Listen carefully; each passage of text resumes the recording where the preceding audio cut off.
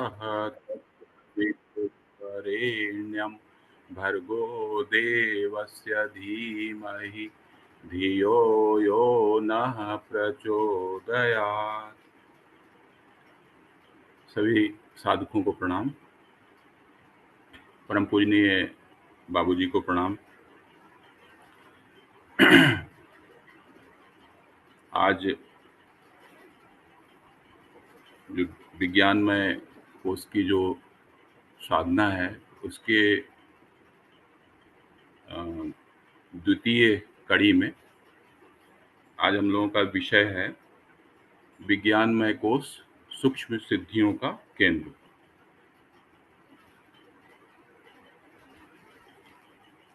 जो चर्चा है उसका प्रारंभ हम लोग जो वाङ्मय 13 है उसमें जो विषय उसमें उसकी जो शुरुआत है सूक्ष्म सिद्धियों के केंद्र के पहले, तो वहाँ से उसको उसके वाचन से करते हैं। उसमें आया है कि विज्ञानमय कोश के जागरण का अर्थ है आत्मज्ञान, आत्म साक्षात्कार, आत्म लाभ, आत्म प्राप्ति, आत्मदर्शन, आत्म कल्याण। इसी को तो जीवन लक्ष्य माना गया है। यह लक्ष्य पूरा तभी होता है जब हमारी अंतः चेतना अपने बारे में पूर्ण श्रद्धा और विश्वास भावना के साथ यह अनुभव करे कि मैं वस्तुतः परब्रह्म परमात्मा का अविच्छिन्न अंश, अविनाशी आत्मा हूँ। इस भावना की पूर्णता, परिपक्वता और सफलता का नाम ही आत्म साक्षात्कार है।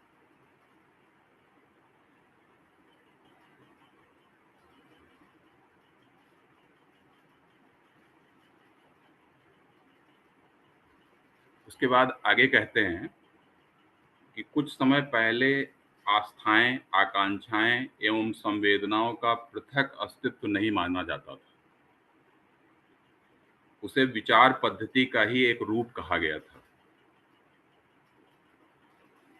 अचेतन मन के पुराने अभ्यासों का उभार भर मनोवैज्ञानिक उसे मानते थे। तो पहले जो मुख्य रूप से जो पाश्चात्य दर्शन है वहाँ पर ये बात आई कि ये जो आस्था होती है, आकांक्षा होती है, संवेदना होती है, ये सब अचेतन मन के पुराने अभ्यासों का उभार भर है। लेकिन अब क्या है कि अब जो है इसका स्वतंत्र अस्तित्व मान लिया गया है। संवेदनाएं एवं आस्थाएं मात्र वातावरण में व्यक्तियों से प्रभावित नहीं होती, वरन उनका संबंध जीव चेतना की मूल सत्ता से है। और सबसे महत्वपूर्ण बात है कि आस्थाएं, आकांक्षाएं, संवेदनाएं ये सब परिष्कृत अंतःकरण को देखकर ही, व्यक्ति का कितना अंतःकरण परिष्कृत है इसको देखकर ही आत्मा की उच्च स्थिति मानी जाती है। परम पूज्य गुरुदेव जी जीवात्मा के 3 गुण आध्यात्म शास्त्र के अनुसार बताते हैं, सत, शिव और सुंदर।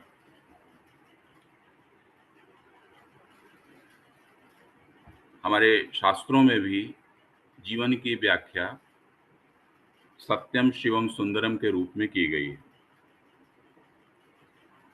सत्य का अर्थ है उत्कृष्टता के प्रति आस्था, श्रद्धा। शिव का अर्थ है जो उत्कृष्टता के प्रति हमारी जो आस्था, श्रद्धा है वो दिनों दिन हम जितना विकसित करते जाते हैं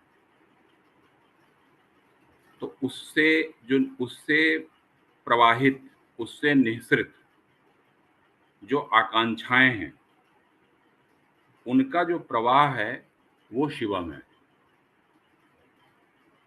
विवेक युक्त दूरदर्शी दृष्टिकोण, तदनुरूप आकांक्षाओं का प्रवाह। और सुंदरम का तात्पर्य बताते हैं, सौंदर्य बोध, कलात्मकता, संवेदना। आत्मभाव का जिस पर भी आरोपण होता है वह सुंदर लगने लगता है। कला दृष्टि से सौंदर्य बनकर प्रतिबिंबित होता है, अन्यथा इस जड़ जगत के पदार्थों में सौंदर्य जैसा कुछ दिखता नहीं। अगर जैसा अभी आया कि अगर हमारा अंतःकरण परिष्कृत नहीं है, जो हमारी मौलिकता है, जो हमारा स्वरूप है ना, वहां से अगर हमारे अंदर भाव संवेदना नहीं विकसित हुई है, तो उस स्थिति में क्या होगा कि हम जगत की तरफ भी लोभ की दृष्टि से, लाभ की दृष्टि से देखते हैं। तो उस स्थिति में सुंदर कुछ भी नहीं पता चलता। तो वही बात यहाँ पर बता रहे हैं कि आत्मभाव का जिस पर भी आरोपण होता है वह सुंदर लगने लगता है, कला दृष्टि से सौंदर्य बनकर प्रतिबिंबित होता है, अन्यथा इस जड़ जगत के पदार्थों में सौंदर्य जैसा कुछ दिखता नहीं। आस्था, उमंग और सरसता के समन्वय को अंतःकरण या अंतरात्मा कहा जाता है। पूज्य गुरुदेव कहते हैं कि मन, बुद्धि, चित्त, अहंकार को अंतःकरण चतुष्टय, ये हम लोग अपने शास्त्रों में और अपनी परंपरा में हम लोग देखते आए हैं। और ये हमारी पुरानी परिभाषा है, लेकिन उसको गहराई से समझने के लिए कि आस्था, जहाँ आस्था है, दृढ़ आस्था, जहाँ पर उमंग है, जहाँ पर सरसता है, उसको अंतःकरण कहते हैं। यह चेतना की अत्यंत परिष्कृत स्थिति कह सकते हैं। इसमें भौतिक तत्वों का कम और आत्मिक उत्कृष्टता का समावेश अधिक है। भौतिकता प्रधान मन पर वासना, तृष्णा, अहंता की छाया रहती है। उसमें स्वार्थ सिद्धि ही प्रधान आधार होती है। अंतरात्मा का स्वार्थ विकसित होकर परमार्थ बन जाता है। उसकी आत्मीयता शरीर परिवार तक सीमित न रहकर सार्वजनिक बन जाती है। आस्थाएं वातावरण से संपर्क में नहीं, आदर्शों से प्रभावित होती है। आकांक्षाएं लाभ को दृष्टि में रखकर नहीं, उत्कृष्टता के समर्पण पर केंद्रित होती है। लाभ की दृष्टि से सौंदर्य का आरोपण नहीं होता, वरन पदार्थों के अंतराल में थिरकने वाली कला का सूक्ष्म दर्शन ही अंतरात्मा में हुलास उत्पन्न करता है। संक्षेप में, चेतना की वह उच्च स्तरीय परत जो आत्मा के अति समीप है, जो वातावरण से प्रभावित कम होती है और उस पर अपनी मौलिकता का प्रभाव अधिक छोड़ती है, वो अंतरात्मा कही जाती है।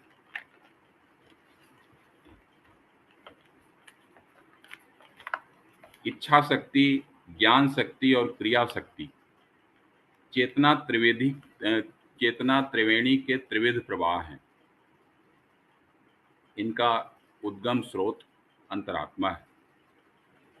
वहाँ की उमंगें ही इच्छा को दिशा देती हैं। उनका संकेत पाकर मस्तिष्कीय ताना बाना बुना जाता है।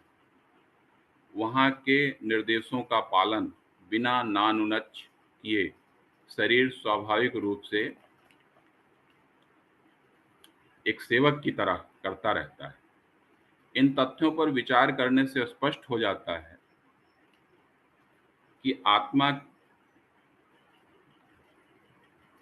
और संसार का संपर्क सूत्र इसी केंद्र से जुड़ता है। जीवन का स्वरूप यहीं बनता है और उसका प्रवाह यहीं से निःसृत होता है। मनोविज्ञान की भाषा में इसे सुपर चेतन कह सकते हैं। श्री अरविंद ने इसे अतिमानस माना है। व्यक्तित्व का उद्गम अथवा मर्मस्थल है ये। प्रत्येक सूक्ष्मदर्शी व्यक्ति के अस्तित्व में मूलभूत सत्ता इस अंतरात्मा की ही काम करती पाई जाती है, और इसी की सर्वोपरि गरिमा स्वीकार की गई। और साधना विज्ञान में इसी को विज्ञानमय कोश कहा जाता है। उसके परिष्कृत प्रयासों को योगाभ्यास में सर्वोच्च स्थान प्राप्त है। आस्थाओं का परिमार्जन होने से जीवन के बहिरंग स्वरूप में कायाकल्प होते देर नहीं लगती।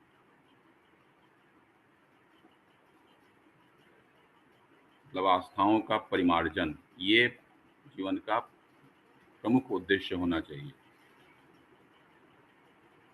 इससे बहिरंग स्वरूप में कायाकल्प होते देर नहीं लगती। पूज्य गुरुदेव कुछ अद्भुत उदाहरण देते हैं जो उनको चमत्कृत करते हैं कि अगर विज्ञानमय कोश को अगर परिष्कृत कर दिया जाए तो जीवन में क्या चमत्कार होता है। वाल्मीकि, अंगुलीमाल, अम्बपाल, अजामिल, सूर, तुलसी आदि के जीवन परिवर्तन को एक प्रकार से आध्यात्मिक कायाकल्प ही कह सकते हैं। सामान्य स्थिति के मनुष्य असामान्य स्तर के महामानव बने। इसमें भी आस्थाओं का उन्नयन ही प्रधान भूमिका निभाता दृष्टिगोचर होता है। कबीर, दादू, रैदास, रामदास, रामकृष्ण, विवेकानंद, शंकराचार्य, दयानंद आदि महामानव परिस्थितियों के हिसाब से कुछ अच्छी स्थिति में नहीं जन्मे थे। लिंकन, वाशिंगटन आदि की प्रगति में उनकी परिस्थिति की ही नहीं, मनः स्थिति की ही प्रधान भूमिका रही है। ध्रुव, प्रहलाद, बुद्ध, महावीर आदि जन्मे तो राज परिवारों में थे, पर व्यक्तित्व को उच्च स्तरीय बनाने का कोई वातावरण उनके पास उपलब्ध नहीं था। नारद आदि की प्रेरणा से अथवा स्व संवेदनाओं से प्रभावित होकर उन्होंने अपनी आस्थाओं में परिवर्तन किया और इतने ऊंचे जा पहुंचे जितनी की सामान्यतया कल्पना भी नहीं की जा सकती। यह अंतःकरण के परिवर्तन एवं परिष्कार का ही चमत्कार है। यह विज्ञानमय कोश किस प्रकार परिष्कृत होता है, इसके कितने ही मार्ग एवं उपाय हो सकते हैं। अनायास संयोग, दैवी अनुग्रह आदि अन्य कारण भी इस क्षेत्र के विकास परिष्कार के कारण हो सकते हैं, पर प्रयत्न पुरुषार्थ पर क्रमिक गति से अंतःकरण का स्तर ऊंचा उठाने की प्रक्रिया विज्ञानमय कोश की साधना मानी गई है। प्रयत्न पुरुषार्थ पर क्रमिक गति से अंतःकरण का स्तर ऊंचा उठाने की प्रक्रिया विज्ञानमय कोश की साधना मानी गई है।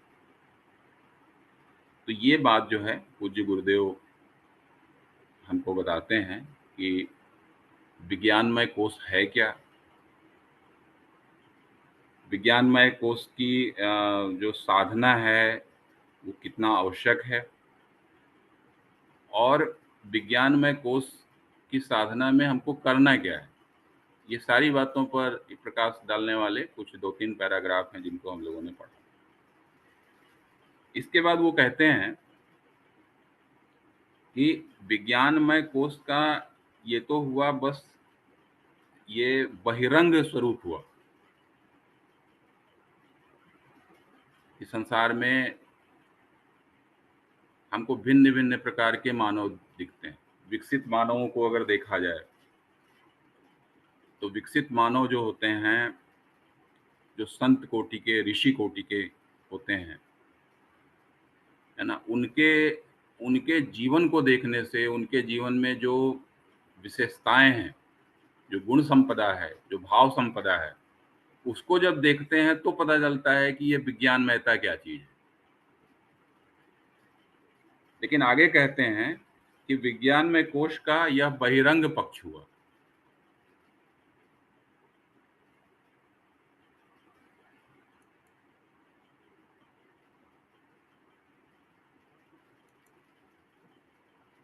विज्ञानमय कोश का यह बहिरंग पक्ष हुआ। उसकी एक दिशा धारा सूक्ष्म जगत की ओर प्रवाहित होती। हिमालय की 2 प्रधान धाराएं गंगा और यमुना के रूप में प्रवाहित होती। अंतःकरण को हिमालय माना जाए तो उसकी एक प्रक्रिया सामान्य मनुष्य को महान आत्मा, देवात्मा, परमात्मा स्तर तक ऊंचा उठाकर ले जाने वाली कही जा सकती है। दूसरी वह है जो सूक्ष्म जगत के साथ जीवन सत्ता का, जो जीव सत्ता है उसका संपर्क जोड़ती है और दोनों के बीच महत्वपूर्ण आदान प्रदान संभव करती है। पूज्य गुरुदेव बताते हैं कि हम जिस दुनिया में हैं, जिस दुनिया के साथ हमारा संपर्क है, वह स्थूल जगत है ना। इसको हम इंद्रिय गम्य जगत कह सकते हैं। इसके भीतर प्रकृति की वह सत्ता है जो पदार्थ की तरह प्रत्यक्ष नहीं, शक्ति के रूप में विद्यमान है और बुद्धिगम्य है। और इस स्थूल जगत का जो परिचय होता है वो हमको इंद्रियों से, बुद्धि से, यंत्र उपकरणों से मिलता है। पदार्थों व प्रकृति शक्तियों का लाभ उठा सकना भी उपरोक्त स्थूल साधना से संभव हो जाता है। इससे आगे सूक्ष्म जगत का अस्तित्व प्रारंभ होता है। पूज्य गुरुदेव यहाँ पर बताते हैं कि जो स्थूल जगत है वो तो बहिरंग जगत हुआ, जिसका अनुभव हमको अपने इंद्रियों के माध्यम से, बुद्धि के माध्यम से, यंत्र उपकरण के माध्यम से मिलता है। लेकिन सूक्ष्म जगत जो है, सूक्ष्म जगत का भी प्रभाव जो है हमारे ऊपर पड़ता है। और हमारे आसपास दो प्रकार के सूक्ष्म जगत की बात करते हैं पूज्य गुरुदेव। एक को बताते हैं भौतिक सूक्ष्म जगत, और एक को बताते हैं जो हमारे आध्यात्मिक ऋषियों ने परंपरा में जिस सूक्ष्म जगत की बात कही है उसको बताते हैं। आज के जो वैज्ञानिक हैं और हमारे शास्त्रों में भी, जैसे छाया शरीर की जो साधना की बात पूज्य गुरुदेव बताते हैं कि हमारे साथ एक प्रति शरीर होता है, जिसको अगर साधना के द्वारा साध लिया जाए तो उससे भी बहुत बड़े बड़े, मतलब एक साथ हम दो शरीर के माध्यम से काम कर सकते हैं। तो एक, और दूसरा जो है, जो विज्ञान है, वो विज्ञान भी बोलता है कि हमारे पास एक भौतिक दृष्टि से एक सूक्ष्म जगत है। जैसे जैसे विज्ञान की खोज होती जा रही है उसमें पूज्य गुरुदेव जो हैं वो एंटी एटम, एंटी मैटर और एंटी यूनिवर्स की बात करते हैं, और उसके माध्यम से बताते हैं कि हमारे आसपास ही जैसे एटम होता है, तो एटम का एक एंटी एंटी एटम की बात की जाती है। विज्ञान उसको प्रूफ भी कर चुका है। जो CERN लेबोरेटरी है वहाँ पर उसको प्रूफ भी किया जा चुका है। उसी तरह से एंटी मैटर भी प्रूफ हो चुका है। विज्ञान जो है वो एंटी यूनिवर्स की खोज में लगा हुआ है। तो इससे पता चलता है कि हमारा जो ये स्थूल जगत है उसके आसपास एक सूक्ष्म जगत भी है।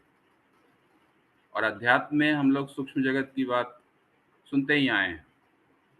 तो कहते हैं कि अगर एक बहुत महत्वपूर्ण पैराग्राफ यहाँ पर आया है, और अभी जो हम लोगों ने, जो अभी हम लोग देख रहे हैं उसमें जो सबसे महत्वपूर्ण बात है कि पूज्य गुरुदेव बार बार यही बात बताते हैं कि अगर अपने अंतःकरण को परिष्कृत कर लिया जाए, अपनी आस्था को परिष्कृत कर दिया जाए, उसका शोधन कर लिया जाए, तो हमारा क्या होगा, हम इतने विकसित हो जाएंगे कि हम इन सूक्ष्म जगत जो है वहां से भी हमारा आदान प्रदान शुरू हो जाएगा।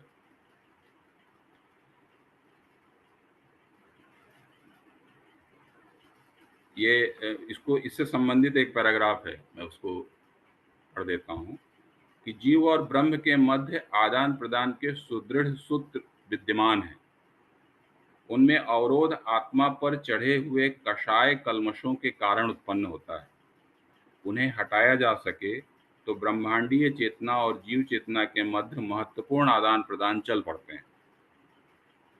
भौतिक अंश का भार बढ़ जाने से जीव प्रकृति परक हो जाता है और प्रवृत्ति भौतिक आकांक्षाओं और उपलब्धियों में ही सीमित हो जाती है। फलतः वह स्वल्प सीमित और दरिद्र दिखाई पड़ता है। यदि जीव सत्ता को निर्मल रखा जा सके तो उसकी सूक्ष्मता ब्रह्म तत्व से, सूक्ष्म जगत से अपना घनिष्ठ संबंध स्थापित कर सकती है।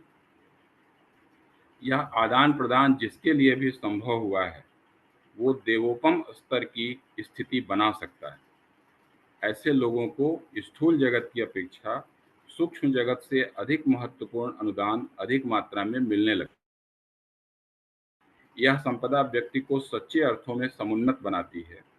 इस उपलब्धि के सहारे वह अपने संपर्क क्षेत्रों के असंख्यों का तथा समूचे संसार का महत्वपूर्ण हित साधन कर सकता है। यहाँ पर पूज्य गुरुदेव बताते हैं कि जो सूक्ष्म जगत है वो स्थूल जगत से अनेकों गुना शक्तिशाली है। अनेकों और मानव अगर अपने आप को परिष्कृत कर ले तो उसके अंदर विद्यमान जो अपार शक्ति का जो स्रोत है, उसके पास जो आंतरिक क्षमताओं का अगर विकास कर ले तो वो उनसे संपर्क साध सकता है, आदान प्रदान कर सकता है। आपको उन्नत करके अपने अंदर विज्ञानमयता प्रतिस्थापित करके वो संपूर्ण संसार का भला कर सकता है। मानव के अंदर इतनी क्षमता है। तो ये बात जो है पूज्य गुरुदेव इसको विस्तार से बताते हैं और उसके बाद बताते हैं जो हम लोगों का विषय है कि विज्ञानमय कोश सूक्ष्म सिद्धियों का केंद्र। तो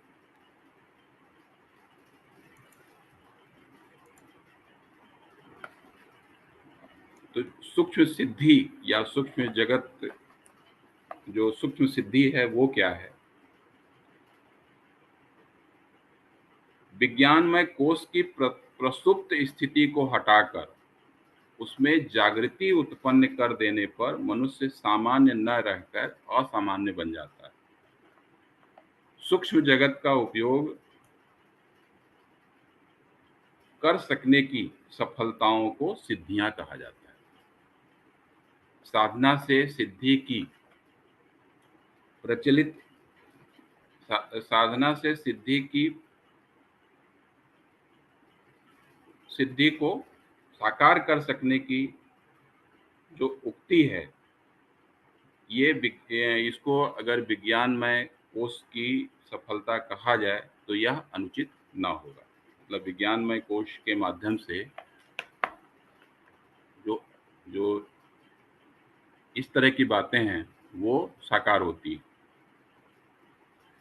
अब सिद्धियों का अंत में वो इस लेख के अंतर्गत वो विभिन्न प्रकार के जो विज्ञानमय कोश की साधना से जो विभिन्न प्रकार की जो सिद्धियां होती हैं उसको बताते हैं।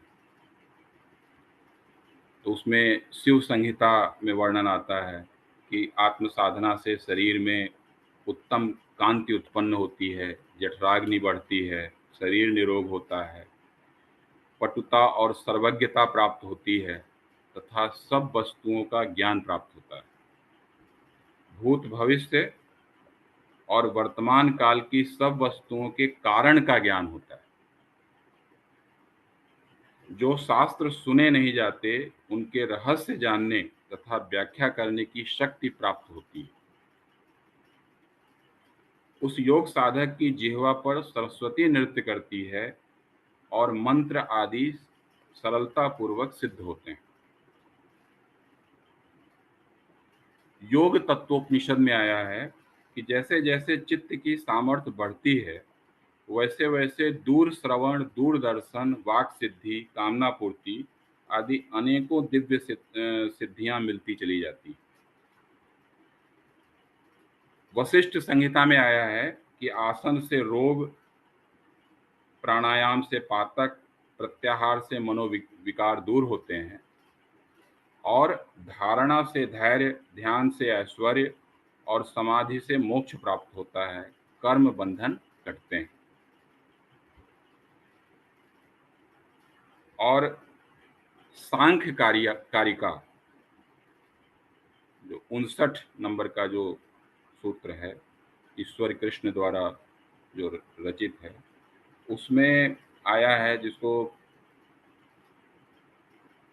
पूज्य बाबूजी के माध्यम से कई बार ये बात सुनने को मिली है कि वो बताते हैं कि 8 सिद्धियां प्राप्त होती हैं।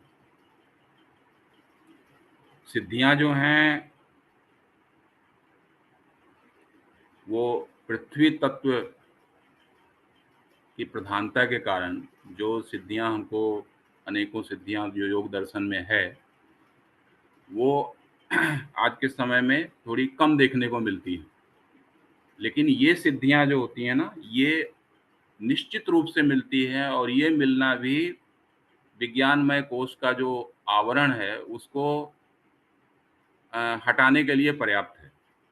तो वो 8 सिद्धियां हैं: ऊह, शब्द, अध्ययन, सुहृद प्राप्ति, दान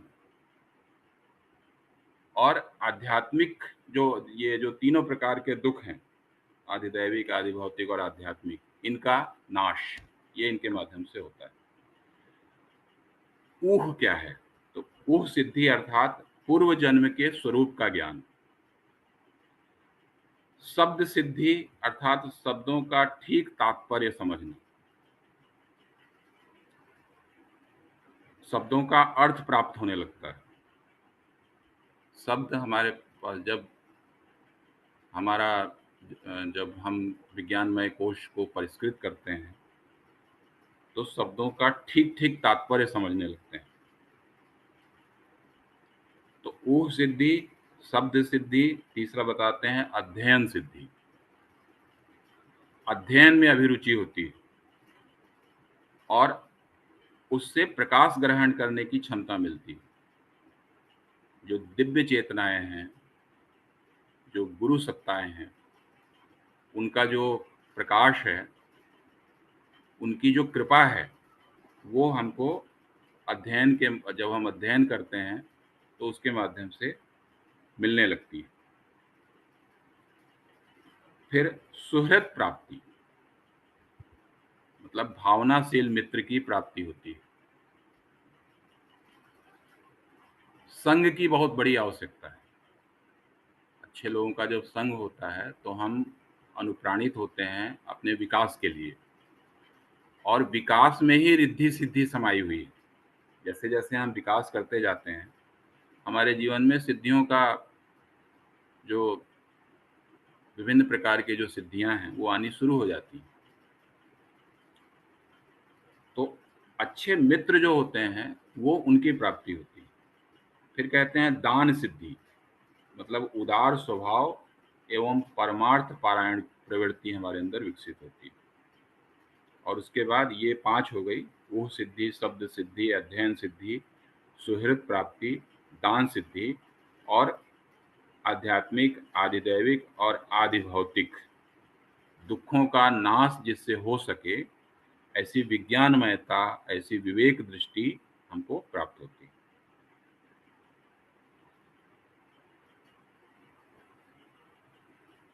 तो चेतना की चतुर्थ आयाम विज्ञानमय कोश की मूर्छता, जो मूर्छा है, उसको यदि दूर किया जा सके तो सूक्ष्म जगत के साथ संबंध जुड़ सकता है और उस क्षेत्र में बिखरी पड़ी ऐसी विभूतियों का लाभ मिल सकता है जो सर्वसाधारण के लिए सामान्यतः उपलब्ध नहीं है। तो ये तो हम लोगों ने, पूज्य गुरुदेव क्या बताते हैं, एक सूत्र रूप में, एक आधार रूप में ये बातें जो हम लोगों को पता चली। पिछली बार भी हम लोगों ने देखा था कि विज्ञानमय कोश क्या है, और जो चारों प्रकार, उसमें विज्ञानमय कोश की जो चारों प्रकार की साधनाएं हैं उसके विषय में भी हम लोगों ने देखा था।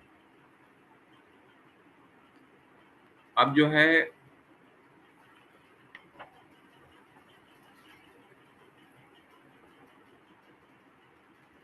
ये इसी क्रम में, मतलब इन्हीं बातों पर प्रकाश डालने के लिए कि हम लोग के पास लगभग आधे घंटे का समय है, तो मैं कठोपनिषद के कुछ मंत्र लिए हैं, उनको इन्हीं के प्रकाश में हम लोग एक बार समझने का प्रयास करेंगे।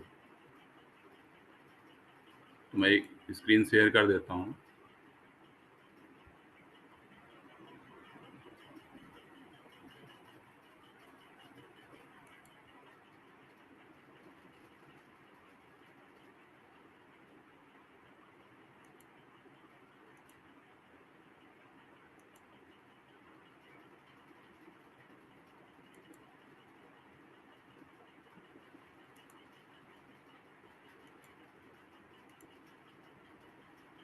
इसे देख लेते हैं पहले ही।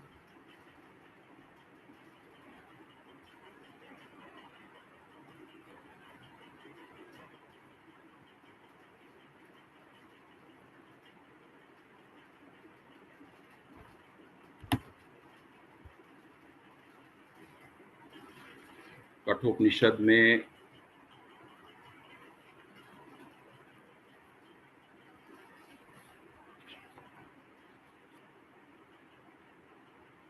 प्रथम अध्याय तृतीय वल्ली के मंत्र संख्या 3 से लेकर के और 11-12 तक, इसमें उत्तिष्ठ जागृत प्राप्य वरान्य बोधक ये आया है।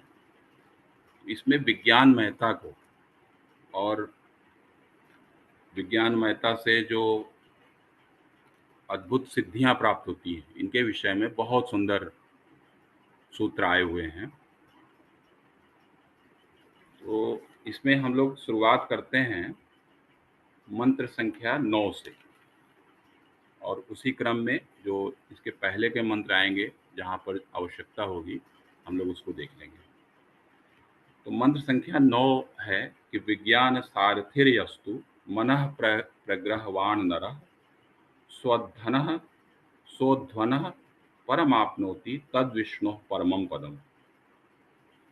इसका तात्पर्य है कि जो मनुष्य, जो आदमी विवेक युक्त बुद्धि रूपी सारथ्य से संपन्न है, विज्ञान सारथी शब्द आया हुआ है, तो विवेक युक्त बुद्धि रूपी सारथ्य से संबंध है, से संपन्न है और मन रूपी लगाम वश में रखता है, वह संसार मार्ग पार करके सर्वव्यापी परब्रह्म पुरुषोत्तम भगवान का परम पद प्राप्त करता है। जो आदमी विवेक बुद्धि युक्त सारथ्य से संबंध है, विज्ञान सारथी शब्द आया हुआ है यहाँ पर, मतलब जिसका जो सारथ्य है, जिसका जो सारथी है, वो विज्ञानमय बुद्धि है। और दूसरी बात कहते हैं कि जो मन रूपी लगाम को वश में रखता है। इसके पहले दो जो शुरुआत के ही मंत्र संख्या 5 और मंत्र संख्या 6 और मंत्र संख्या 7, मंत्र संख्या 8, इसमें जो विज्ञान महता क्या है और उसका विरोधी, मतलब उसका विपरीत अविज्ञान महता क्या है, उस पर बहुत बढ़िया बताया है। 5वें मंत्र में कहते हैं कि यस्तु विज्ञानवान भवति अयुक्तेन मनसा सदा तस्येन्द्रियाणि अवस्यानि दुष्टास्वा इव सारथे। मतलब जो हमेशा विवेकहीन बुद्धि वाला और चंचल मन से युक्त रहता है, उसकी इंद्रियां लापरवाह सारथी के दुष्ट घोड़ों की तरह बेकाबू हो जाती है। तो इस मंत्र में बताते हैं कि जो, जैसे जब हम मनोमय कोश की साधना तक पहुंचते हैं, जब ध्यान, त्राटक, तन्मात्रा इस साधना को करते करते हम मन पर काफ़ी हद तक नियंत्रण करने में समर्थ हो जाते हैं। पिछली बार भाई जी ने ये प्रश्न भी उठाया था कि फिर विज्ञानमय कोश की साधना का अर्थ क्या है? फिर क्यों करें साधना? हमारा मन वश में है ही है, काफ़ी कुछ।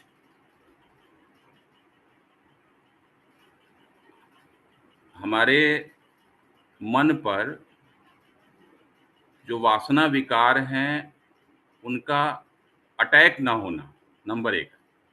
और नंबर 2, हमारे मन पर हमारा जो मन है, वो वासना विकार को वश में कर ले। ये 2 बातें हैं। अगर जो विकार वासना है, वो उसका अटैक नहीं हो रहा है, तो इतना पर्याप्त नहीं है। उसको जब हम वश में करना चाहते हैं, कि हमारा मन जो है, वो वासना को वश में कर ले, तो उसके लिए आवश्यक क्या है? उसके लिए आवश्यक है, वो महत्वपूर्ण शब्द यहाँ आया है और वो है युक्तता। जो 5वां मंत्र है उसमें आया है कि जो दुष्ट घोड़ा है, क्योंकि इसके पहले मंत्र संख्या जो 3 है, वो महत्वपूर्ण है। मैं एक बार रिपीट कर देता हूँ कि आत्मानं रथिनं विद्धि, शरीरं रथमेव तु, बुद्धिं तु सारथिं विद्धि, मनः प्रग्रहमेव च। इंद्रियाणि हयान्याहुर विषयांस्तेषु गोचरान्, आत्मेन्द्रिय मनोयुक्तम भुक्ते त्वारुहुर मनीषिणः। तो इसमें ये बताया है कि जीवात्मा जो है वो रथ का स्वामी है, शरीर जो है वो रथ है, बुद्धि जो है वो सारथी है, मन जो है वो लगाम है, और शरीर के अंदर की जो इंद्रियां हैं ना, ये घोड़े हैं। इंद्रियों के जो विषय हैं, ये घोड़ों के मार्ग हैं। मन और इंद्रियों से युक्त आत्मा को ही विद्वान लोग भोक्ता बताते हैं। तो हम लोग अभ्यास में इनको देखते रहते हैं कि हमारे जो मन है वो लगाम है, बुद्धि जो है वो सारथी है, शरीर जो है वो रथ है, और इंद्रियां जो हैं वो घोड़े हैं, और जीवात्मा जो है वो रथ का स्वामी है। अब मन की लगाम जो है, मन जो सारथ्य है, मन की जो लगाम है, वो बुद्धि के हाथ में होनी चाहिए।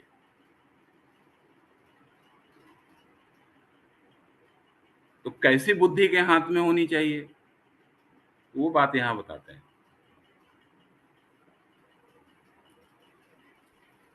कि वो विज्ञानमय बुद्धि होनी चाहिए। विज्ञान सारथिर यस्तु यस्तु मनः प्रग्रहवान नरः स्वध्वनः परमाप्नोति तद विष्णु परमम पदम। कि जो आदमी विवेक युक्त बुद्धि रूप सारथ्य से संबंध है, मतलब विज्ञान बुद्धि जिसका सारथ्य करती है और मन रूपी लगाम वश में रखता है। तो हम लोग देख रहे थे कि पहली बात बताते हैं कि मन को वश में करना है, मन वश में होना चाहिए, वासनाएं वश में होनी चाहिए। दूसरी बात बताते हैं कि व्यक्ति ऐसा होना चाहिए जो आत्ममीमांसा करने वाला हो।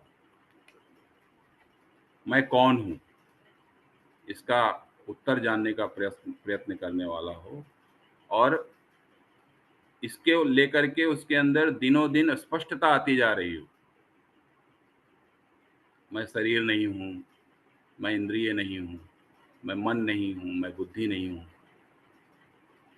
चिदानंद रूपः शिवोहम शिवोहम, ये आत्ममीमांसा है। तो विज्ञान, जो विज्ञानमयता या विज्ञान किसके पास है? जिसने आत्ममीमांसा की है और जो वासनाओं का दास नहीं है। और इसके पहले, जैसा मैं अभी बता रहा था कि मंत्र संख्या 5 में बताते हैं कि युक्तता, उसका जो मन है, का मतलब होता है जुड़ा हुआ।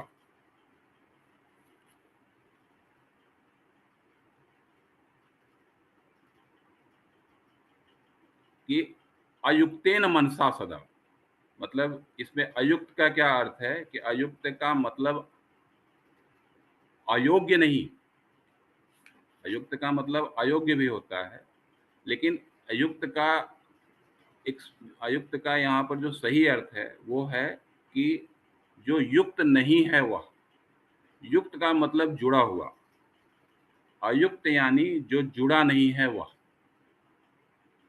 तो उपनिषद कहता है कि अयुक्त अंतःकरण का आदमी अविज्ञानवान होता है, और उसकी जो इंद्रियां जो होती हैं वो तूफानी बनकर उसको फेंक देती, उसको नष्ट कर देती।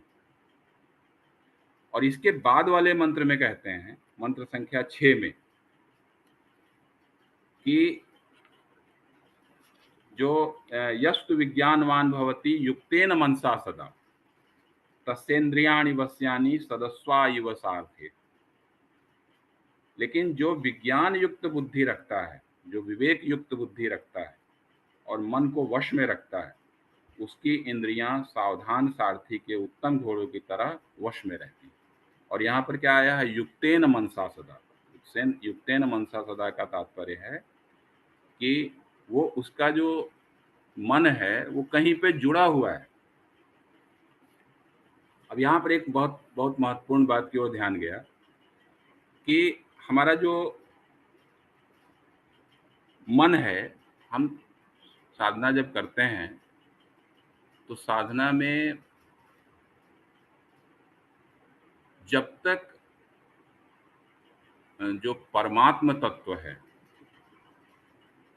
या जो सम्यक ज्ञान है, उस सम्यक ज्ञान के साथ जो, जिसको बाबूजी कहते हैं बोधत्व, उसका अनुभव, उसकी उसके साथ संपर्क, उसके साथ सन्निकटता, ये सब जब तक हमारे जीवन में नहीं आती, मतलब भगवान से जुड़ाव, भगवान से नजदीकी, तब तक हमारा मन पूरी तरह नियंत्रित नहीं हो सकता। जैसे जप, ध्यान, त्राटक, तन्मात्रा जो हम करते हैं, तो जप जो हम करते हैं, ध्यान जो करते हैं, ध्यान, प्रश्न पैदा होता है, ध्यान किसका, ध्यान क्यों? जब हम जप करते हैं तो जप किसका? तज्जपस तदर्थ भावनम। तो जब जो किया जाता है तो जब हम किसका करें? तो वहां पर सूत्र मिलता है कि केवल मन को वश में करने से काम नहीं चलेगा, किसी अवलंबन के बिना मन को वश में नहीं किया जा सकता। वो सूत्र यहां पर बताता है उपनिषद। और उसका प्रवेश जो होता है, उसका गहराई से प्रवेश कहना सही रहेगा, कि वो जो है जब हम विज्ञानमय कोश में जाते हैं तो होता है। तो जिसने जो वासनाओं का दास नहीं है, जिसने आत्ममीमांसा की है, और जिसका मन युक्तेन मनसा सदा, जिसका मन जुड़ा हुआ है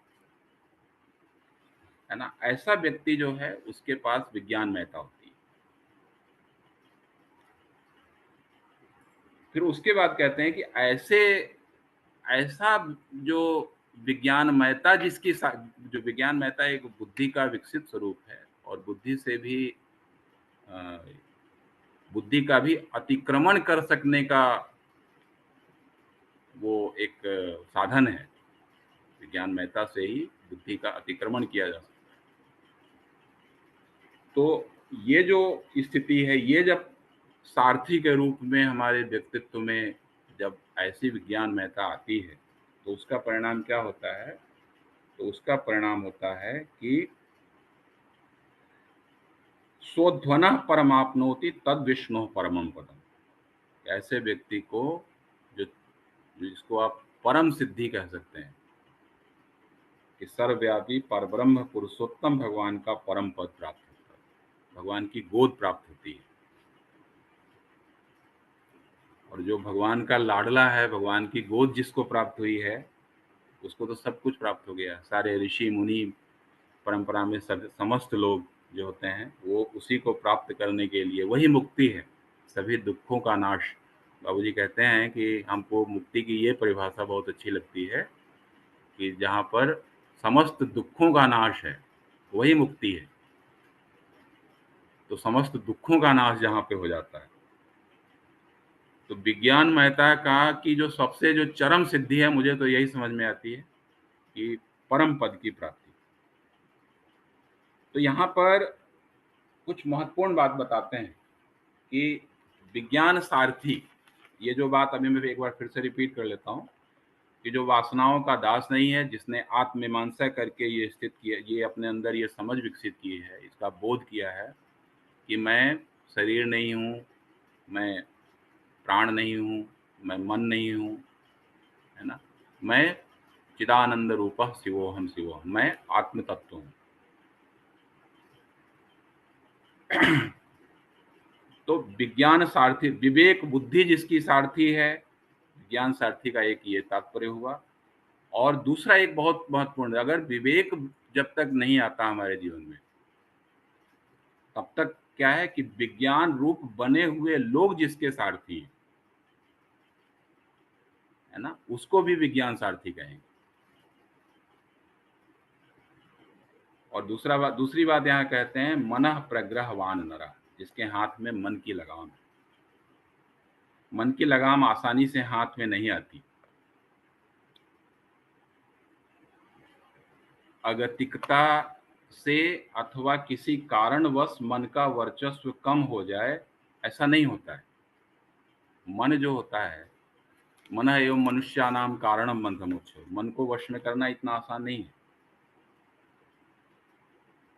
तो ये दोनों बातें यहां पर बताते हैं।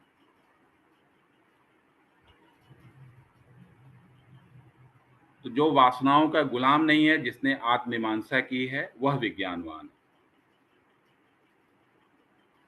तो देह साधन है, चिन्मिलन साध्य है, ऐसा जिसका विश्वास है, ध्येय के लिए अपने देह का उपयोग करता हो, ये विज्ञान मेहता में परिलक्षित होता है।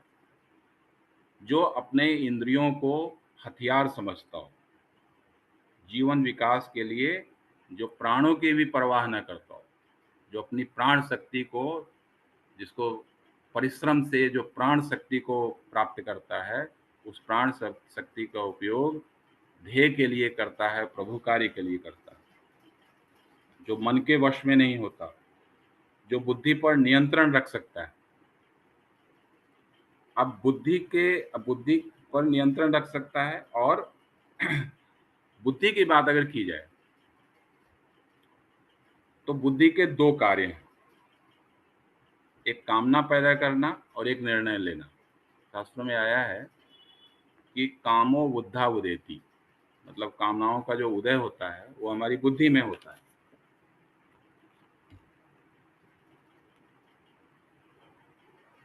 और दूसरा बुद्धि का जो कार्य है वो निर्णय लेना। तो जो ये कामना करने वाला जो बुद्धि का विभाग है, हमारे संपूर्ण व्यक्तित्व में और हमारे संपूर्ण जीवन में अस्थिरता इसी के कारण आती है। कामनाएं जो होती हैं वही हमको अस्थिर करती हैं, हमारे चित्त को विकार युक्त करती हैं, वासना का प्रभाव हमारे ऊपर पड़ता है। और दूसरा जो है वो निर्णय लेने वाला जो भाग है, निर्णय लेने वाला भाग जो होता है वो अपेक्षाकृत स्थिर रहता है। तो सबसे प्रमुख व्यक्तित्व का कार्य क्या है, जिससे कि हमारी जो अंतरात्मा है वो परिष्कृत हो जाएगी, हमारी आस्था जो है, हमारी मान्यता जो है, हमारी धारणा जो है, ये दिनों दिन परिष्कृत होती जाएगी, विशुद्ध होती जाएगी, विज्ञानमयता हमारे जीवन में आती जाएगी। तो इसके लिए सबसे महत्वपूर्ण काम क्या है कि जो कामना पैदा करने वाला जो बुद्धि का भाग है उसको ठीक किया जाए। इसीलिए देखिए इसमें गीता जी में भी जो स्थित प्रज्ञ दर्शन है, 54 से लेकर के दूसरे अध्याय का 54 से लेकर के 72 तक का मंत्र श्लोक, उसमें आता है कि प्रजाहाति यदा कामान सर्वान पार्थ मनोगतान, मतलब सबसे पहले भगवान अर्जुन से कहते हैं कि अपने कामनाओं को वश में करो।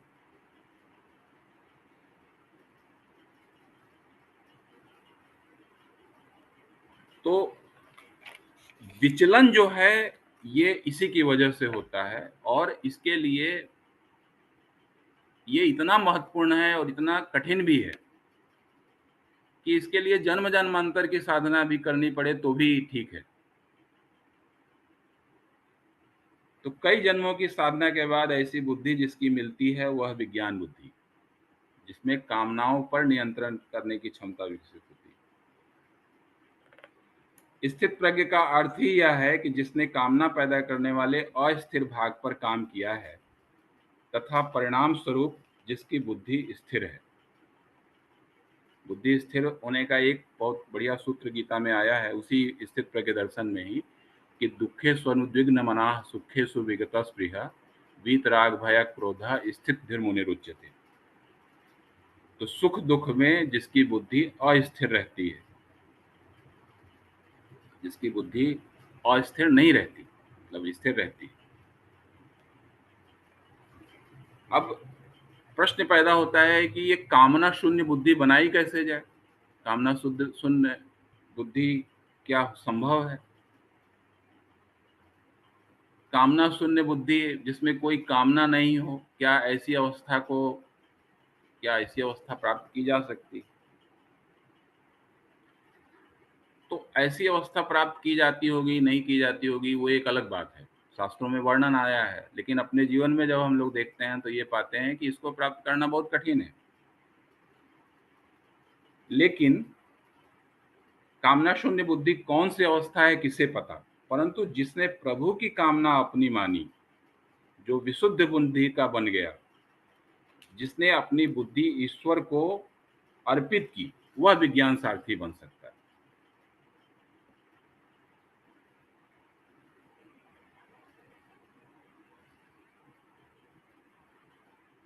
तो कहते हैं कि कामना जो है वो कामना शून्य बनना कठिन है, लेकिन अपने जीवन में कामना को अच्छी कामना में बदलना ये तो संभव है।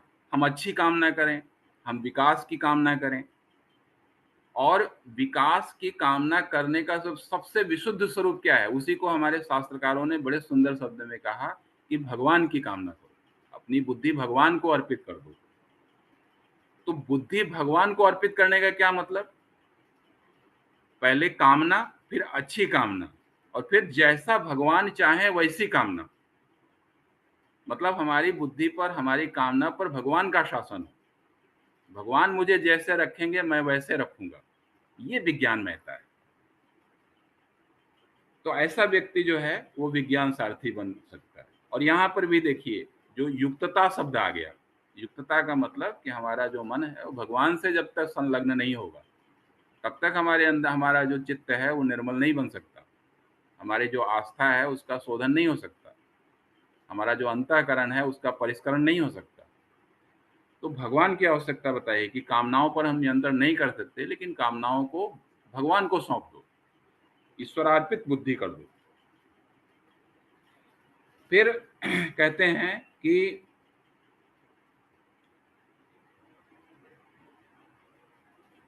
अब ईश्वरार्पित बुद्धि करना ये भी कठिन है, अगर देखा जाए तो। मतलब ईश्वर जो कामना करे वही कामना हमारी बुद्धि में हो, ऐसी बुद्धि बनना ये भी एक बहुत बड़ी साधना का विषय है। ईश्वर को बुद्धि देना अत्यंत कठिन बात है। लोग कहते रहते हैं, क्या होता है, जैसे अभी आया ना कि विज्ञानमय कोश की साधना का एक बहुत बड़ा प्रतिफल होता है कि हमको शब्दों के अर्थ मिलने लगते हैं। शब्दों का अर्थ मिलने लगना और शब्द साकार रूप में जीवन में आ जाना ये बड़ा कठिन है। भगवान को बुद्धि देनी चाहिए। भगवान की यदृच्छा लाभ संतुष्टो गीता में आया है कि वैसी हमारी स्थिति प्राप्त हो जाए। लेकिन वैसी स्थिति प्राप्त कैसे होगी ये भी बहुत कठिन बात है। हम अपनी इंद्रियां किसी को दे सकते हैं, हम अपना मन अच्छी जगह रख सकते हैं। जैसे इंद्रियां किसी को दी जा सकती है। जैसे हम लोग अपने घर में हमारे नौकर रखते हैं, तो नौकर रखने का क्या तात्पर्य है? अगर उसको थोड़ा-सा नग्न सत्य है कि नौकर को हम पैसे देते हैं और नौकर क्या करता है? अपना हाथ-पैर हमको देता है, अपनी इंद्रियाँ हमको दे देता है, उतने समय के लिए। अगर हम किसी मान लीजिए घर में पुताई करानी है, तो पुताई कराने के लिए अगर हम पुताई कराने वाले को बुलाते हैं, तो हम पैसे देते हैं और वो क्या करता है कि अपने हाथ-पैर हमको दे देता है। तो इसका मतलब इंद्रियाँ जो हैं किसी को दी जा सकती हैं। मन जो है, मन का स्वभाव है कि जो मन को अच्छा लगता है, वहाँ पे मन चला जाता है। तो मन किसी को दिया जा सकता है, अच्छे ध्येय को दिया जा सकता है ना? जिसकी जैसी बौद्धिक सामर्थ्य होती है, उसका वैसा ध्येय होता है, उसका वो सतत ध्यान करता रहता है। जिसका सतत ध्यान वह ध्येय वहाँ मन दिया जा सकता है। लेकिन बुद्धि देना कठिन है, क्योंकि शास्त्र कहता है कि बुद्धिरेको पतिव्रता। बुद्धि जो है वो पतिव्रता की तरह है। तो बुद्धि जो है वो किसको, अगर बुद्धि को अ, जैसे हम लोग अभ्यास करते हैं बाबूजी के प्रकाश में, शायद हमारी बुद्धि में इतनी सामर्थ्य नहीं है कि हम पूज्य गुरुदेव को समझ सकें। बाबूजी उसको सरल भाषा में हमको जैसा हमारे जीवन में हम उतार सकते हैं, उस रूप में बाबूजी समझाते हैं। तो कहते हैं कि बुद्धि ईश्वर को अर्पित करना कठिन है, लेकिन ये जो बुद्धि है ना, ये जैसे बुद्धिरेको पतिव्रता, बुद्धि पतिव्रता स्त्री है। तो बुद्धि जो है वो 2 को दिया जा सकता है, एक गुरु को दिया जा सकता है और दूसरा पत्नी अपने पति को दे सकती है। जैसे अपने यहाँ विवाह संबंध जो है, उसमें क्या है कि साथ रहने का अभ्यास होता है। पत्नी और पति एक रूप बनते हैं। तो वहाँ पर क्या है, जो बुद्धि एक दूसरे को दे देते हैं। दूसरी बात जो महत्वपूर्ण है, वो गुरु को अत्यंत प्रेम हो, अंदर अगर श्रद्धा विकसित हो जाए, श्रद्धा को इतना विकसित कर लो धीरे-धीरे कि गुरु परम आवश्यक लगने लगे, उसकी बातें परम आवश्यक लगने लगे,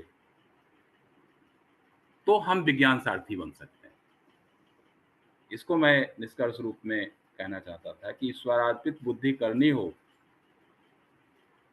तो शास्त्र कहता है कि बुद्धि गुरु को दे दो या पत्नी अपने पति को दे दे। अगर पत्नी विकसित है तो पति पत्नी को दे दे। तो ईश्वर, यहाँ पर बात आती है कि अगर बुद्धि ईश्वर को देने से कामना हमारी स्थिर बनती है, तो ईश्वर के साथ ये 2 संबंध जोड़ लो। गुरु को कर लो, ऐसा गुरु कर लो जो विज्ञान सारथी हो, और दूसरा कि कि गुरु को ईश्वर रूप में देखो, ईश्वर को गुरु रूप में देखो। ऐसी जब स्थिति हो जाएगी तो हमारी बुद्धि जो है वो बुद्धि जो है विज्ञान सारथी बन जाएगी और फिर परम पद प्राप्त हो जाएगा।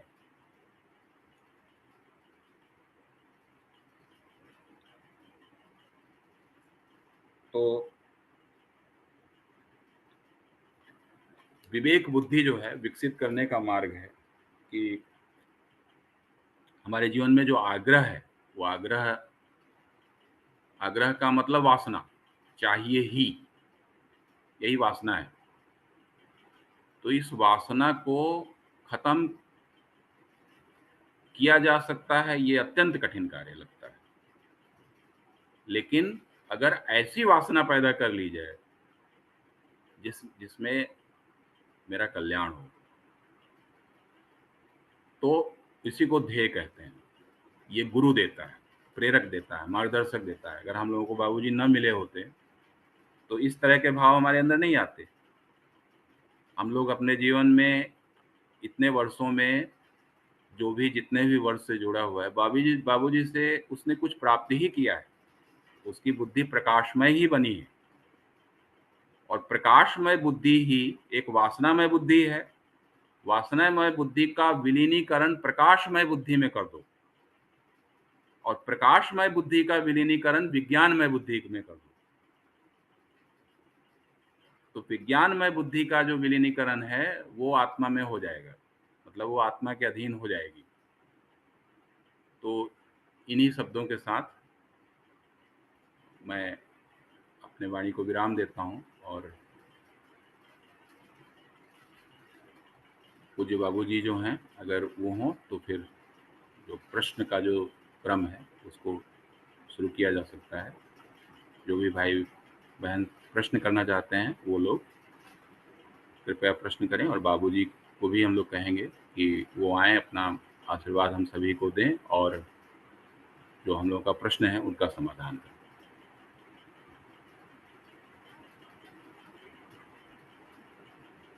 जी भैया, बहुत बहुत आभार। बहुत ही गहन विवेचना आपने जो है विज्ञानमय कोश की श्रीमद् भगवद गीता, कठोपनिषद और वाङ्मय के आधार पर करी। अम, तो निवेदन है बाबूजी से कि बाबूजी का हमें आशीर्वाद प्राप्त हो, और सभी साधकों से निवेदन है कि अपने प्रश्नों को रख सकते हैं। जी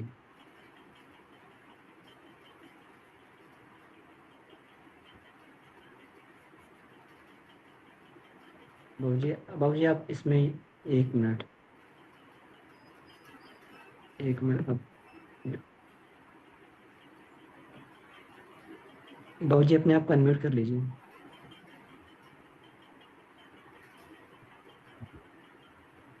जी प्रणाम अमन जी, और प्रोफेसर बाबूजी साहब अनिल कुमार त्रिवेदी जी को प्रणाम। साइंटिस्ट मनोभूमि के हैं और इनकी रुचि तत्व दर्शन में अधिक हमने देखा, और उसको प्रैक्टिकल लाइफ में उतारने की इनकी एक जुनून देखा। तो ये अच्छी चीज है। सेवा में रहते हुए हम अपने समय का सुनियोजन ऐसा करें कि जीवन में सर्वांगीण विकास हो सके। तो हम लोग सीधे आते हैं प्रश्नोत्तरी में। जी, सुशील जी। प्रणाम बाबू, प्रणाम सभी को। मेरा मेरा क्वेश्चन है प्रोफेसर साहब से कि आपने कामनाओं के बारे में जो बताया है, कामनाओं को वश में किया जा सकता है या उनका रूपांतरण किया जा सकता है, उसका सर्वव्यापक सूत्र ऐसा हो कि जो हमारी दैनिक जो क्रियाएं हैं उनमें भाग दौड़ में हम आसानी से फॉलो कर सकते हैं। उस सूत्र को याद किया है, जिनके घर में ऐसा कोई आपका अनुभव जैसा आपने खोज निकाला हो तो शेयर करें। जी, तो जैसे अभी मैंने कहा ना कि एक जैसे अ, कामनाएं जो हैं, अ, वासना तृष्णा में और जो इच्छा है उसमें क्या अंतर है? तो उसमें है कि चाहिए और चाहिए ही। तो चाहिए ही को हम आग्रह कह सकते हैं। तो विज्ञानमयता देखिए आग्रह को किस तरीके से हमारे कम करती जाती है। इसका एक बहुत बढ़िया उदाहरण है कि अगर हमको कोई चीज़ चाहिए ही, ये भाव अगर हमारे अंदर आया, तो ये वासना के रूप में हमारे अंदर आया, तीव्र रूप में हमारे अंदर आया। तो कहते हैं कि अगर हमारे अंदर श्रद्धा होगी, श्रद्धा अगर हमारे जीवन में विकसित होती जाएगी, तो हमारे अंदर ये भाव पैदा होगा कि जैसे बच्चा होता है, तो बच्चे के अंदर कामना होती है, जिद करता है। तो जिद ही आग्रह के रूप में उसके जीवन में होता है। लेकिन वो जिद जो है दूर कैसे होता है? जब वो अपने उसके लिए वो अपनी माँ की ओर देखता है। तो मेरे जीवन में अगर मुझे कामना परेशान कर रही है, तो हमें गुरु की ओर देखना चाहिए, हमें प्रेरक की ओर देखना चाहिए कि मैं जो जिद कर रहा हूँ वो ठीक है कि नहीं, उसमें सब सारी बातों का विचार होना चाहिए। ये बात मैंने अंत में कही थी। तो इस तरीके से हम अपनी कामना को अच्छी कामना बना सकते हैं, अपनी वासना को एक अच्छे स्वरूप में बदल सकते हैं, और फिर वो धीरे-धीरे क्या होती है कि गुरु जो है वो भगवान से जोड़ देता है, तो वही यदृच्छा लाभ संतुष्टो की स्थिति में पहुँच जाती है। जी। जी धन्यवाद सर, धन्यवाद सर, थैंक यू सर।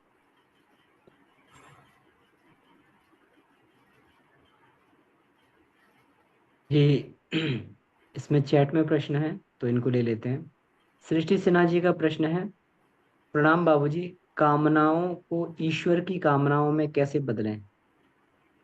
जी अभी ये इसी पे भैया चर्चा कर रहे थे। जी, तो हमने जो फॉर्मूला अपनाया अमन जी, उसको हम बता सकते हैं। इसमें हमने अपनाया कि परम पूज्य गुरुदेव की कामनाओं से हम अपनी कामना को जोड़ दी,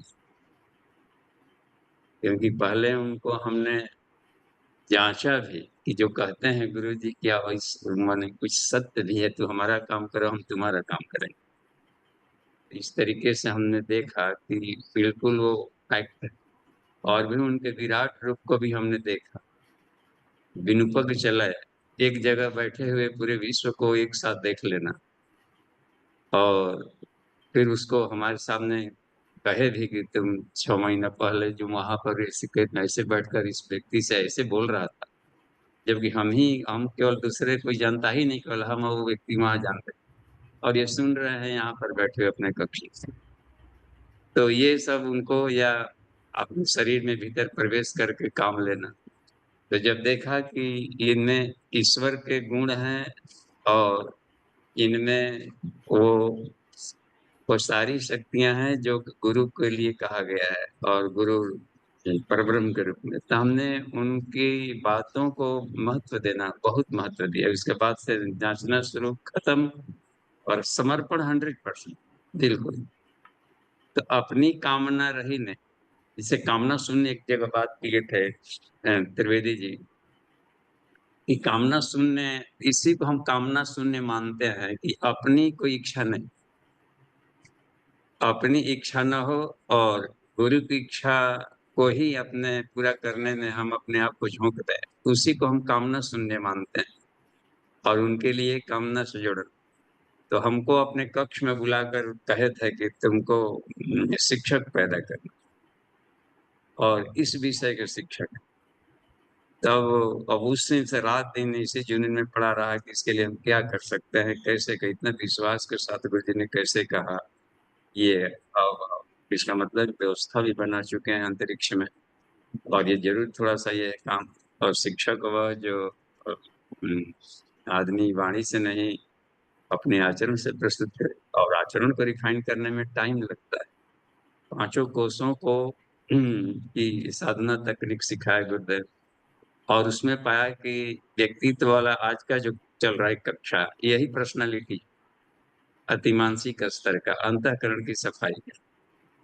और कठोपनिषद का जिन्होंने उदाहरण दिया, ये कठोपनिषद एकमात्र विज्ञान कोश की साधना, उसमें आत्मानुभूति योग के बारे में भी बताया, सबसे लास्ट वाला जो जहाँ कठोपनिषद समापन होता है, वहां बताया उन्होंने कि तुम अपने शरीर से अपने को बाहर निकालने का भी अभ्यास करो, आत्मानुभूति योग। जैसे मूंज को चीर करके सींग बाहर निकाला जाता है, और साक्षी भाव से देखो, ग्रंथि वेदन, और इसी को आत्मा कहते हैं, इसी को आत्मा बोधत्व भी किया इसमें।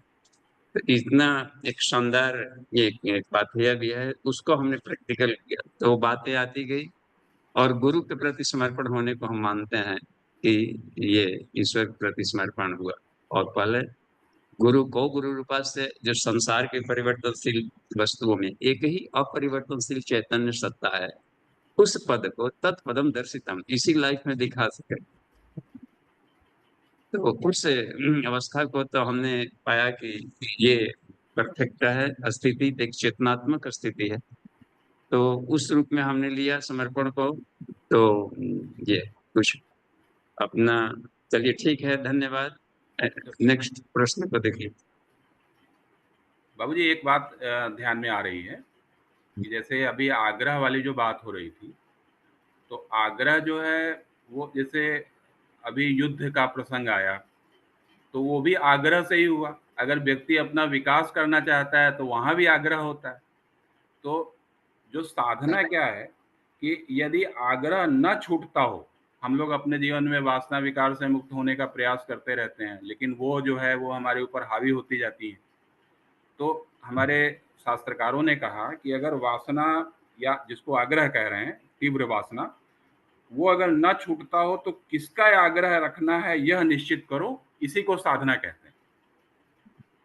जैसे आपके जीवन में जो मैंने व्यक्तिगत रूप से जो महसूस किया कि जो आग्रह है सत्य शोधन का, जो आग्रह है कि लोग उन्नत हों, यही तो साधना है।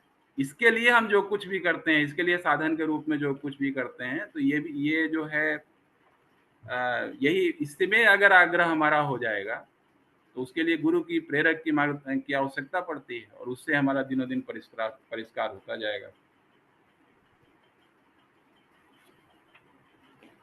जी नेक्स्ट पढ़िए नितिन जी। जी, नितिन भैया का प्रश्न है, भैया यदि हम कहीं जॉब करते हैं तथा हमारा मुख्य कार्य उस कंपनी को लाभ देना होता है, तब हमारी इंद्रियां, मन व बुद्धि केवल उसी के लिए कार्य करती है।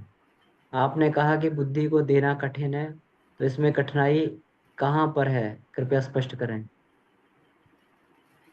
तो विज्ञान, बाबूजी कहते हैं ना कि विज्ञानमय कोष में कम से कम व्यक्ति का रहना इसीलिए आवश्यक है, क्योंकि विज्ञानमय कोष में जब हम रहते हैं ना, तो हम साक्षी भाव में रहने का प्रयत्न करते हैं। हमको ये लगता है ना कि अ, मतलब जैसे एक बहुत बढ़िया उदाहरण आ रहा है इसमें ध्यान में कि जब एक एक स्त्री है, उसका विवाह हुआ है, विवाह होने के बाद वो अपने मायके गई, अब पति से उसका मन जुड़ा हुआ है, तो वो क्या करती है, चावल बिन रही है। तो चावल में क्या करती है कि अपने पति का नाम लिखती है और देखती है कि कोई आ गया तो क्या करती है, उसको मिटा देती है। मतलब उसके समय वो चावल भी बिन रही है, लेकिन उसका पति का ध्यान हमेशा उसके अंदर चलता रहता है। तो उसी तरह से यदि यदि कर्म करोमि अखिलम संभोज तव आराधनम, मैं जो कुछ भी कर्म कर रहा हूँ भगवान आपकी आराधना है। और कर्म भी अगर अंदर हम देखें तो भगवान करता आप हो, आपके कारण कर्म होता है, आप कर्म करते हो हमारे साथ। वो तो हमारी अज्ञानता है, हमारी अविद्या है कि हम समझते हैं कि हम करने वाले हैं। तो कर्ता भाव जो है वो करने वाले भगवान है, भगवान की शक्ति से होता है, परमात्मा की शक्ति से होता है। तो ऐसा करते हुए और फिर जो भी कर्म है वो पूजा है ना, इस भाव से भी हम लोग करते हैं। बाबूजी आप इस पर प्रकाश डालें। और जी धन्यवाद। नितिन जी के प्रश्न में एक बात हम देख रहे हैं कि जब हम कहीं जॉब करते हैं तो हमारा मुख्य कार्य उस कंपनी को लाभ देना होता है। हमें उस कंपनी को लाभ मिले न मिले इसके पचड़े में नहीं पड़ना। जो ड्यूटी मिली है उसको हम अपनी सारी प्रतिभा झोंक करके ईश्वर का काम मान करके हम करें। घाटा नफा हम अपने माथे पर न, उस कंपनी को लाभ मिलेगा। हमारे भीतर में जितनी क्षमता थी पूरी परफॉर्मेंस से हम कंपनी का काम क्यों माने, उसको ईश्वर का काम मान करके किया। कंपनी का उससे घाटा हो या नफा, घाटा नफा के पर पड़ेंगे तो फिर खलासा वाली बात आएगी। तो हमें अपने काम को बेहतरीन तरीके से, उसको कहा है सर्व कर्म निराकरणम आवाहनम, जो भी काम सामने है उसका डिस्पोजल हमने ऐसे किया कि एक बेहतरीन अपनी सारी बुद्धि झोंक भी दिया और अपने सारी बेहतरी के साथ किया बस। तो और भी योग्यता बढ़ाते रहेंगे, करते रहेंगे। तो इस तरीके से बात होगी तो इसमें कहीं भी घाटे की बात नहीं आएगी और बुद्धि भी कहीं विकृत नहीं होगा। जी ठीक है, नेक्स्ट बढ़ते जी।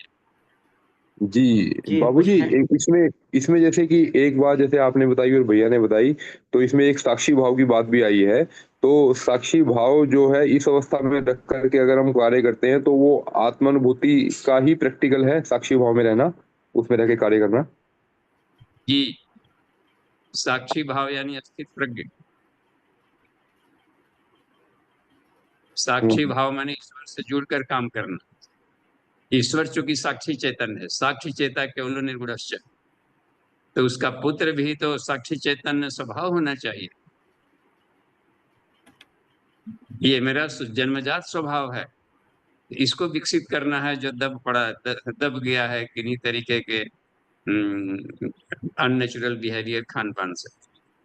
ये आत्मा का स्वाभाविक गुण है, वो साक्षी चैतन्य है, वो करता है नहीं। तम अकृत उपस्थिति विदुषो का कर्तापन का भाव तभी आया है, जिससे कि कठोपनिषद में जो सूत्र गया है कि मन इंद्रिय बुद्धि से युक्त हो गया तो कर्तापन का भाव। तो निर्लिप्त की स्थिति कर्म करने हैं तो साक्षी चैतन्य होगा तभी हम निर्लिप्त कर्म फल के से परे हो सकते हैं। जी जी। और बाबूजी, जो साक्षी भाव जो है, ये तो बुद्धि के परे की अवस्था है ना। और जैसे भैया ने बताया कि बुद्धि को देना कठिन है, मतलब पर बुद्धि तक तो ऐसा लगता है कि हमारी बुद्धि किसी के अधीन कार्य कर रही है, चाहे वो ईश्वर के अधीन हो या फिर जो जिस भाव में जैसे अलग अलग भाव रहते हैं अलग अलग अवस्था के अनुसार, जैसे किसी के अधीन भी किसी के अनुरूप हम कार्य कर रहे हैं, हाँ वो करने वाला ईश्वर है, वो बात भी एक ऊपर की अवस्था ठीक है। परंतु बुद्धि को देना, जैसे भैया ने बताया, कठिन है। तो कठिनाई फिर कहाँ पर आती है इसमें कि बुद्धि से परे जाना थोड़ा कठिन लगता है, पर बुद्धि तक तो मतलब लग रहा है कि किसी के अधीन कार्य कर सकती है बुद्धि। जी। जी सर, जी बोलिए। जो श्रद्धा, जो नितिन जी, जो श्रद्धा केंद्र को मजबूत करने की जो बात है, मतलब विज्ञानमयता को अपने जीवन में जो बढ़ाने की बात है ना, वो इसीलिए आवश्यक है क्योंकि विज्ञानमयता में ये सामर्थ्य है कि वो हमको दिनों दिन आत्मा के नजदीक लेती जाती है। जैसे अभी मैंने आग्रह वाली बात जो रखी थी, तो आग्रह हमारा कम कैसे होता जाएगा जब जीवन में श्रद्धा केंद्र बढ़ाते जाएंगे। इसीलिए विज्ञानमय कोश में हमारी श्रद्धा, धारणा, मान्यता, इन पर काम किया जाता है। तो श्रद्धा केंद्र अगर मजबूत होगा तो श्रद्धा में ये सामर्थ्य है कि वो हमको बुद्धि की सीमा से, कल इसके पहले वाले शनिवार को भाई जी गुप्ता जी ने बताया था ना कि मनोमय कोश जो है वो पुल है। उसी तरह जो श्रद्धा है ना, ये भी पुल है। श्रद्धा हमको क्या करता है कि हमारी वासनामय बुद्धि को प्रकाशमय बुद्धि में विलीन करती है, और प्रकाशमय बुद्धि को विज्ञानमय बुद्धि में विलीन करती है, और विज्ञानमय बुद्धि को जो हमारी आत्मा है उसमें विलीन करती है, आत्मा को परमात्मा में विलीन करती है। तो श्रद्धा भी एक पुल की तरह है, उसके अंदर ये सामर्थ्य है कि वो हमें बुद्धि के पर ले जाती है। यो बुद्धे परतस्तु सा। जी, नेक्स्ट आगे बढ़ते चलिए। कुछ और बातें खुलती है आगे वाले प्रश्नों में। जी जी जी। तो कुछ हैंड रेज ले लेते हैं, चैट में भी प्रश्न है, हैंड रेज भी ले लेते हैं साथ में।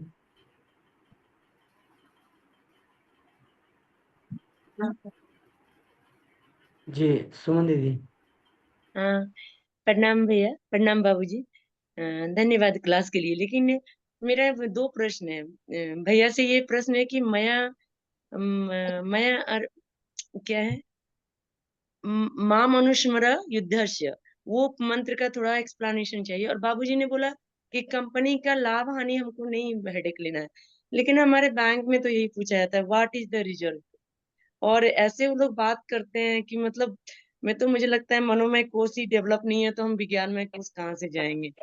शब्द तन मात्रा तो मनोमय कोश में ही आता है बाबूजी। तो ये दोनों ही इतना मतलब हम तो नेगेटिव चले जाते हैं, हम तो लगता है फिर पांचों कोर्स फेल और अपने आप को कहीं नहीं पाते हैं। तो थोड़ा सा मुझे दोनों प्रश्न का अच्छे से क्लैरिटी चाहिए। प्रणाम बाबूजी, प्रणाम। जी धन्यवाद जी। देखिए, लाभ हानि सिर्फ आपके काम पर निर्भर नहीं करता है, उसके साथ ढेर सारे फैक्टर्स होते हैं। मैनेजमेंट व्यवस्था ढेर सारी चीजें उसमें मिल करके बनती है। कोई भी कहीं पक्ष लड़खड़ा रहा है तो अच्छे योद्धा रहते हुए भी कौरव पक्ष हारे थे। इस पितामह ही जहाँ पर हो तो वो अपने तरफ से युद्ध भी खूब शानदार किए थे। तो इसलिए हमें ये देखना चाहिए कि हम अपने परफॉर्मेंस केवल दिए दे बढ़िया से। अब रह जाता है कि तस्मात् सर्वेषु कालेषु मामनुस्मर युधिष्ठिर। उसमें जो बातें हैं, चूंकि संस्कार में ले आनी पड़ेगी। पिछले अच्छे संस्कार हैं, उन्हीं के लिए विज्ञान में कोष मदद करता है। तो पहले के संस्कार जन्म लेकर नहीं आए, तो अब नया संस्कार उसमें भर भर दे, तो वो संस्कार लेने की प्रक्रिया ही है अन्नमय प्राणमय मनोमय कोष के द्वारा। अब संस्कारित हो गया है तो अब ये बात समझ में आने लगेगी। अब उस शब्दोध्ययनम जो आ गया थी बात, तब अध्ययन करेंगे तो वो शब्द अपने आप प्रकट करने लगते हैं अध्ययन करने में। तो क्रमिक विकास के क्रम में वो सब आते जाती है, और संस्कार में ले आने के लिए बात कहा कि अचेतन मन में हम उसकी जड़ें ले जाए। इसके लिए सर्वेषु कालेषु मां स्मर। युद्धस्य का मतलब होता है ड्यूटीफुलनेस बस, एंड बॉडलीनेस। मां मनुस्मर यानी बॉडलीनेस, युद्धस्य यानी ड्यूटीफुलनेस। ठीक है, धन्यवाद। नेक्स्ट बढ़ते चले, आगे बढ़िए।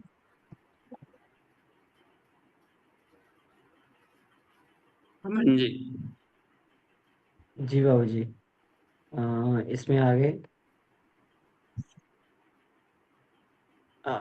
हरिकेश जी का प्रश्न है, हरिकेश गौड़ जी का, कि बुद्धि को परमात्मा और गुरु को समर्पित करने समर्पित करने का तात्पर्य एवं तारीख स्पष्ट करें। तरीका, तरीका को तारीख लिखा हाँ, गया। तरीका। हाँ, जी। ठीक है।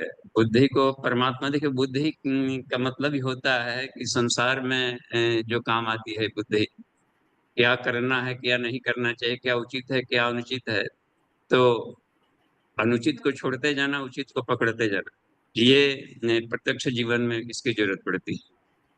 तो इस तरीके से अपनी जितनी बुद्धि है बढ़ाते भी चलें, और उसके बाद ये चयन की प्रक्रिया भी बदलती जाती है आदमी का। तो अब उसको है कि परमात्मा और गुरु को समर्पित करें। परमात्मा को समर्पित करना यानी अपने को देवता बना लेना, ऋषियों के ज्ञान विज्ञान से अपने को धनी बनाना, और समाज का ऋण चुकाना, ये तीनों काम जुड़ा रहता है। त्रिधा, इकोलॉजिकल बैलेंस से लेकर के सारी कामों में भी अपनी श्रम को लगाना।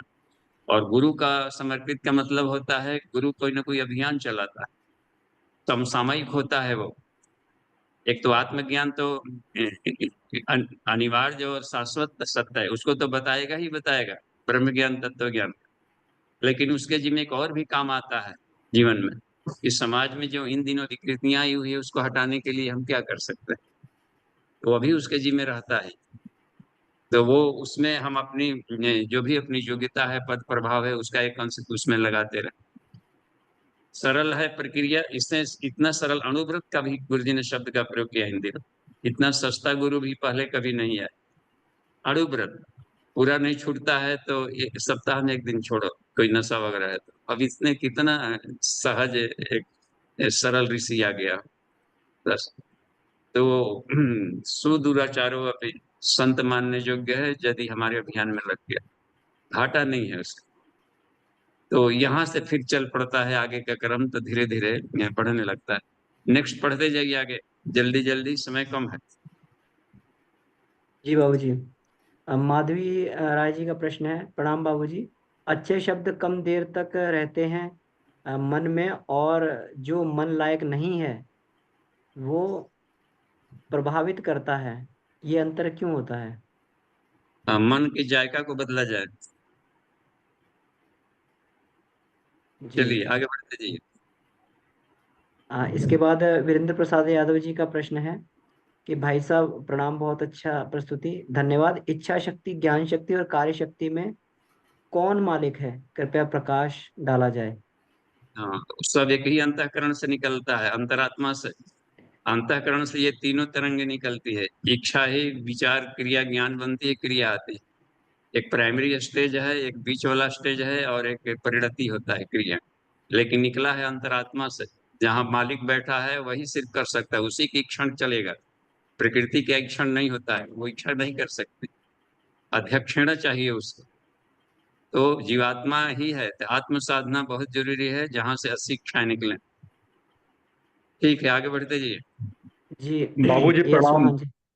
जी प्रणाम। बाबूजी बाबूजी, ये आत्मा, बुद्धि, सारथी, शरीर, ये सब मतलब टोटल अलग अलग आइडेंटिटी हैं। हाँ, पढ़ने पढ़ाने के लिए, विचार पढ़ने विचार पढ़ाने के लिए। हमारा हाँ, आत्मा से उत्पन्न होता है, फिर दूषित कहाँ हो जाता है, सारथी उस पर अपना लगाम क्यों नहीं लगा पाता है, घोड़े क्यों दौड़ने लगते हैं। और उसको हमने साफ मन को नहीं किया तो उसमें होता है कि लपटा घास जैसा होता है, गोंद जैसा चिपका है, तो जहां गया चिपक गया। और उसी को यदि रगड़ कर साफ किया जाए तो चिपकेगा नहीं कहीं जाते हुए, निर्मल मन। तो उसको हमने हमने, साफ नहीं किया तो बाबूजी, हमने साफ नहीं किया तो मतलब कौन कह रहा है ये कि हमने साफ नहीं किया, कौन, किसने नहीं कर पाया? हाँ, भीतर वाला ही मालिक, मालिक ही है मालिक भीतर। मालिक मालिक बाबूजी आत्मा। हाँ, आत्मा ही सब है। आत्मा निर्विकार है, कुछ है ही नहीं, तो फिर वो क्यों नहीं साफ कर पा रही बाबूजी? हाँ, इसलिए साफ नहीं कर पाई कि इसे अपने बड़े वाले बॉस से नहीं जुड़ा, परमात्मा से जुड़ देना नहीं हुआ। तो बच्चा भूल गया मार्केट में, गया था उंगली पकड़कर पिताजी के साथ माला में घूमने लगा और मेला में, और तरह तरह के बैलून, फुलफुली, पिकहरी मिल रहा था, पकौड़ी चाट, उधर उंगली छोड़कर उधर चला और भूल गया तो रोने लगा। ये युग तेना नहीं आत्मा छूटनी चाहिए। आत्मा परमात्मा को कैसे भूल सकती बाबूजी? भूल जाती है अपनी भुलक्कड़ी, क्योंकि ये अंश है, छोटा है, इसका मैग्नेटिक फील्ड छोटा है। यदि जुड़े रहेंगे तो मैग्नेटिक फील्ड बड़ा विराट दिखाई पड़ेगा।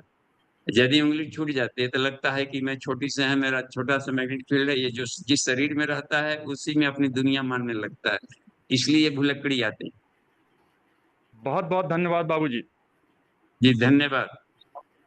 नेक्स्ट 3 मिनट है और कहीं से देखिए। जी सुमन दीदी आप बाबूजी, बाबूजी प्रणाम बाबूजी। बाबूजी आपने मतलब भैया ने बोला श्रद्धा श्रद्धा, लेकिन श्रद्धा तो जमती नहीं है, मैंने देखा है, मैं बहुत भटकती हूँ। और गुरुदेव तो है नहीं, गुरुदेव का सही है, इतना सस्ते गुरुदेव अब कभी नहीं मिलेंगे लाइफ में। और फिर श्रद्धा कैसे जमाए? स्वामी विवेकानंद ने कहा है कि श्रद्धा का कोई ट्रांसलेशन वर्ड नहीं हो सकता, श्रद्धा बहुत बड़ी चीज है, वो जमती ही नहीं है, कितना भी करूं। तो थोड़ा सा 3 मिनट में एक्सप्लेन कर। जी नो प्रॉब्लम, गुरु सामने हो या ना हो। कह देते हैं कि फादर अमेरिका चला जाए तो नहीं दिखेगा, लेकिन मनी ऑर्डर मिल रहा है तो क्या दिक्कत है। तो कहा कि मैं व्यक्ति नहीं विचार हूँ, और उनके विचार साहित्यों में है। तो प्रत्यक्ष है, श्री अरविंदो से बात करनी है तो उनके लिटरेचर पढ़ने लगे, आमने सामने बात होने लगे, तो कहाँ दूर है गुरु जो गुरुदेव है के वो साथ। हमेशा हृदयस्थ होता है, हमारे हृदय में गुरु हमेशा रहता है। जी, तो इसमें ऐसे देख सकते हैं, तो अभ्यास आते जाएगा, और फायदा नहीं रहता तो आप डेली क्लास में नहीं रहते, जरूर फायदा हो रहा है।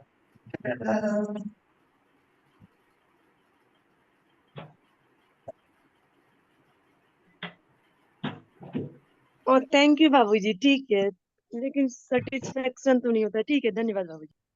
जैसे उसमें प्रैक्टिकल अधिक करने की जरूरत है, क्योंकि उसमें भी देखिए नचिकेता से प्रैक्टिकल करवाया है, पंचकोशी साधना का प्रैक्टिकल किया है, प्रणाग्नि, पंचाग्नि विद्या, पहले 3 शरीरों की साधना कराया, फिर और सूक्ष्म में 5 कोषों की साधना कराया, उसी को पंचाग्नि कहते हैं।